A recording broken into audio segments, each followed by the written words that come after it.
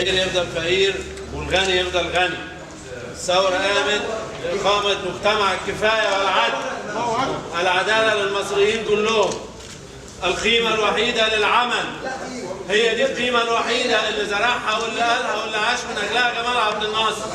والكرامة والعزة، الكرامة لكل المصريين والعرب، والعزة لكل المصريين والعرب، والهلاك لأعدائنا وأعداء العرب وأعداء الإسلام. احنا هنا طالعين بداية حامدين على هذا الميثاق وهذا العهد اللي عاش ومات من أجله جمال عبد الناصر.